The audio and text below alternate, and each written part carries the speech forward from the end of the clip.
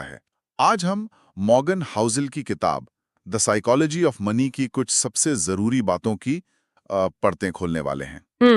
ये सिर्फ निवेश या आंकड़ों के बारे में नहीं है, ये इस बारे में है कि हमारा दिमाग पैसे, लालच और खुशी को लेके कैसे सोचता है। और अक्सर कैसी गलतियां करता है। बिल्कुल, हमारा मिशन इन विचारों में से कुछ सबसे शक्तिशाली और हैरान करने वाली सीखों को निकालना है। हाँ, हम ये भी देखेंगे कि कैसे एक साधारण सा चौकीदार करोड़ों की संपत्ति बना पाया, जबकि एक हार्वर्ड से पढ़ा लिखा एग्जीक्यूटिव दिवालिया हो गया। तो ये कोई गणित की क्लास नहीं है। नहीं, ये बिल्कुल नहीं।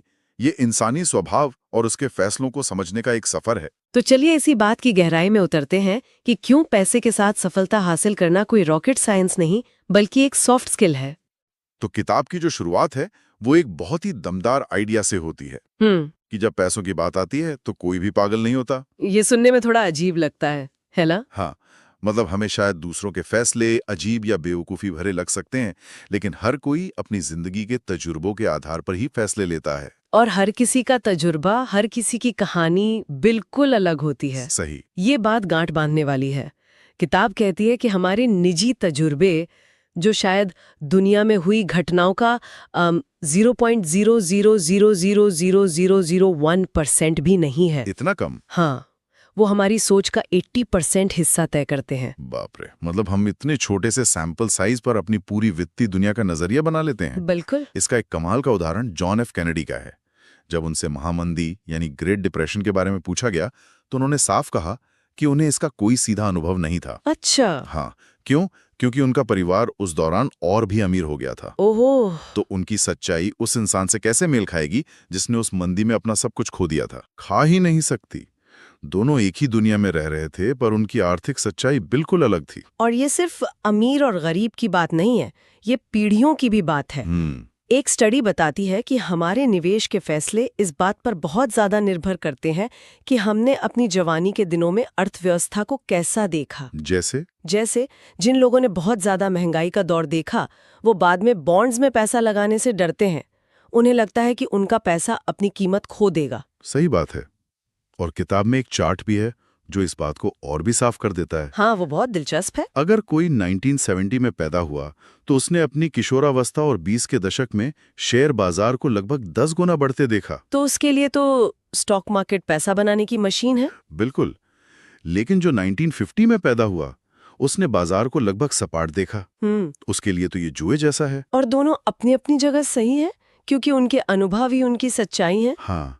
तो अगली बार जब हम किसी को लॉटरी का टिकट खरीदते हुए देखें तो उसे पागल समझने के बजाय ये सोचना चाहिए कि शायद वो एक ऐसी आर्थिक सच्चाई से आते हैं जहां बचत करना नामुमकिन है। और लॉटरी ही उन्हें अमीर बनने का एकमात्र दरवाजा दिखता है। बिल्कुल। तो मतलब यह है कि जब हम किसी को पैसों के मामले में कोई बेवकूफ़ी भरा काम करते देखते हैं तो असल में हम उनकी कहानी का सिर्फ एक पन्ना देख रहे होते हैं, पूरी किताब नहीं। और अगर हर किसी की सच्चाई अलग है तो उनके सफलता और असफलता के रास्ते भी अलग होंगे।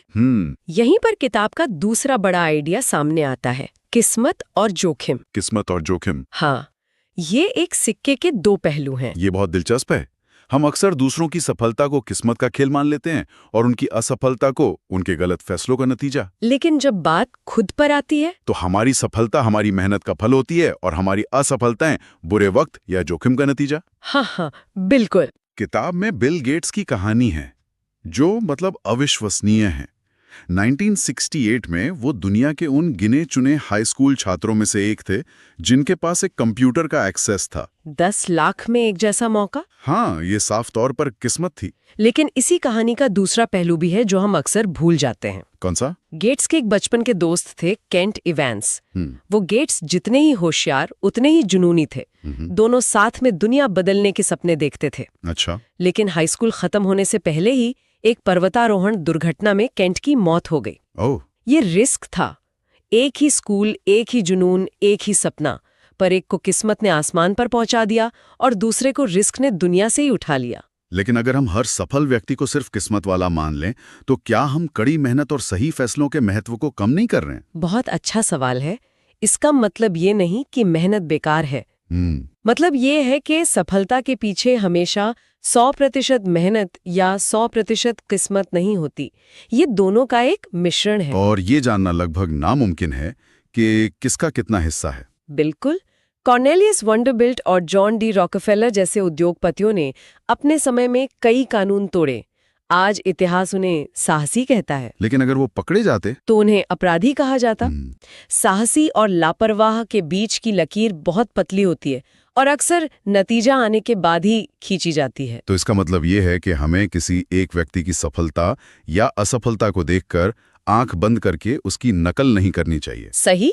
किस्मत की नकल नहीं की जा सकती, लेकिन आप व्यापक पैटर्न की नकल कर सकते हैं।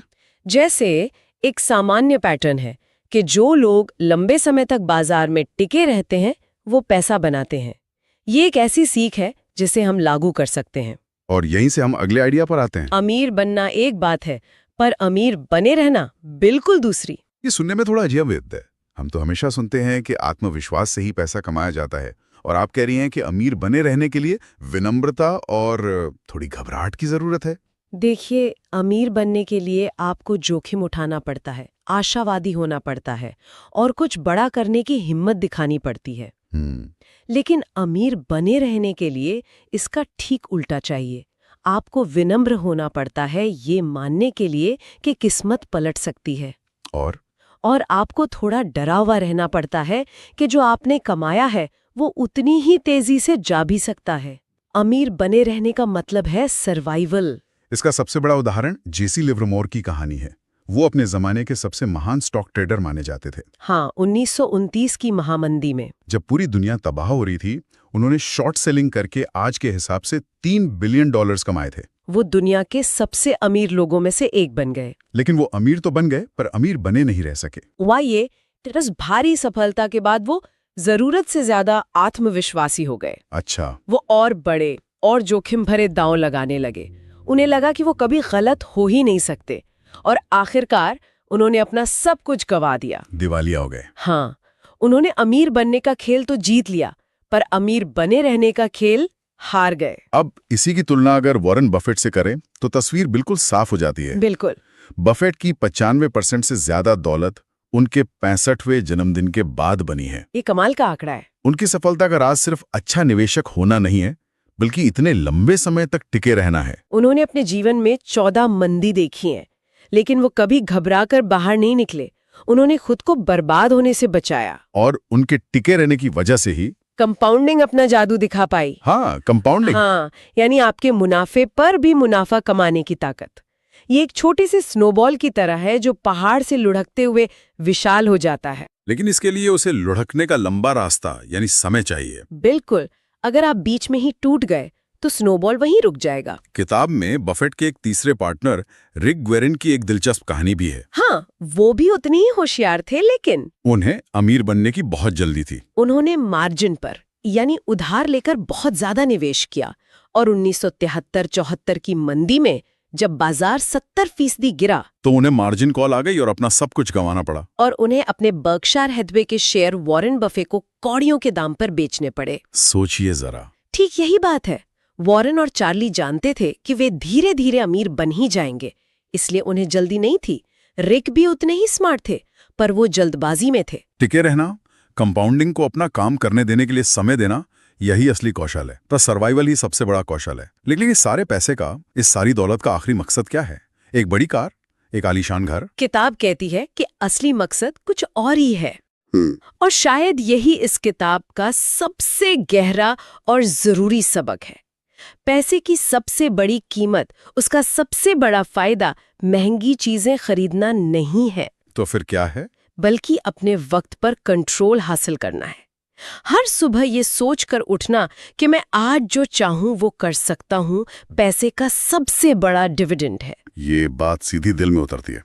मिशिगन विश्वविद्यालय के एक मनोवैज्ञानिक एंगिस कैम्बल ने अपनी किताब में पाया कि खुशी का सबसे बड़ा और सबसे भरोसेमंद स्रोत ये एहसास है कि आपकी अपनी जिंदगी पर आपका कंट्रोल है। हाँ, और ये आपकी सैलरी, आपके घर के आकार या आपकी नौकरी की प्रतिष्ठा से भी ज्यादा जरूरी है। ज्यादा जरूरी। बिल्कुल। पैसा आपको ये ताकत देता है कि आप जो चाहते हैं, जब चाहते हैं, जिसके साथ चाहते हैं, कर सकें। थोड़ा सा पैसा होने का मतलब है कि बीमार पड़ने पर आप बिना सैलरी कटने की चिंता किए छुट्टी ले सकते हैं। सही। थोड़ा और पैसा होने का मतलब है कि नौकरी छूट जाने पर आप पहली नौकरी पकड़ने के बजाय एक अच्छी नौकरी का इंतजार कर सकते हैं। ये जीवन बदलने वाला हो सकता है। हाँ। किताब में डेरेक शिवर्स की एक बेहतरीन कहानी है। वो एक उद्यमी थे जिन्होंने 22 साल की उम्र में अपनी न्यूनतम वेतन वाली नौकरी से $12,000 बचाए। अच्छा। उन्होंने उस पैसे से कुछ खरीदा नहीं। उस पैसे ने उन्हें अपनी नौकरी छोड़ने और एक फुल टाइम संगीतकार बनने की आजादी दी। अरे वाह। वो कहते हैं कि उनकी जिंदगी का सबसे बड़ा पल वो था, ना कि वो जब उन्होंने बाद में अपनी कंपनी करोड़ों में बेची। क्योंकि वो $12,000 उसे अपने समय का नियंत्रण दे रहे थे। बिल्कुल। यही असली दौलत है।